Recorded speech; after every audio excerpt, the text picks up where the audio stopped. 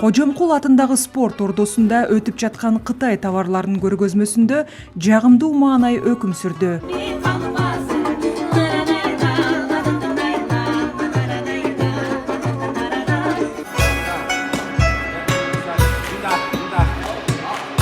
Коноктор менен катышуучулардын көңүлү Янцзянь шаарынын мэринин келишине бурулду. Ал иш-чарага жеке катышып, көргөзмөнү кыдырып, ишкерлер менен пикир алышты.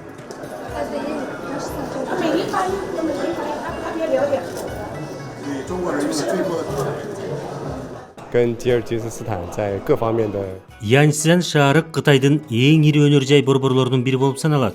Анда металдан жасалган буюмдардын болжол менен 75% өндүрүлөт.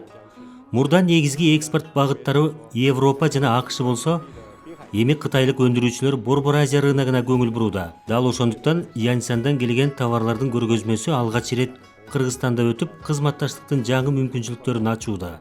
Мына бул көргөзмөдө түрлүү тармакта колдонулуучу кайчылардын түрлөрүн тапса болот. Ошондой эле бул көргөзмөдөн мына мындай бычактын түрүн да тапса болот. Бул бычактар өтө функционалдуу жана сапаттуу келип, Кытай жергесинде чыгарылат. Хорошая.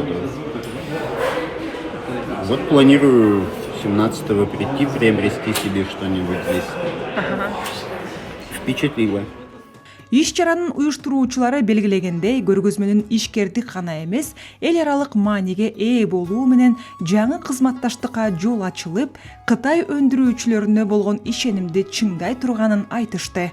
Европа, Америка силерге поштаны салып атса, Кыргызстан ВСП плюс деген биздин статус бар. Европага 6000ге жакын товарды төлөмү жок чыгарылабыз, бажы төлөмү жок чыгарылабыз. Келгиле чогуу бир биргелешкен ишкана салалы дагы бир гана биздин Кыргызстан үчүн, Орто Азия үчүн эмес, Россия үчүн эмес, биз ушу Европа үчүн да сата алабыз деп айтып атабыз да. Мында көргөзмөлөр эмнени берет? Көргөзмөлөр дүйнөдө кайсыл багыттар өндүрүлүп атат, бизге эмне керек, кайсыл сапаттар керектүү, биз ушуну үйрөнүп билип, анан кийин булар менен мындай эриш аркак болуп, биргелешкен ишканаларды түзсөк болот. Кытай Кыргызстан үчүн узак жылдардан бери негизги соода жана инвестициялык өнөктөштөрдүн бири. Мамлекеттердин ортосундагы ар тараптуу тыгыз кызматташтык жемиштүү ийгиликке жеткирди. Орто Азия мамлекеттери анан Кытай менен болгон атайын саммит болгон 23-жылы биздин президенттер барып ошол жерден кол коюшкан. Ага чейин биз шериктеш Шанхай бирикмесиндебиз. Кытайдын дүйнөлүк саясаты бар. Бул бир алкак, бир жол депчи. Мына ушул багытта ушу үчөөнү бириктиргенде Кытай бизге эң маанилүү.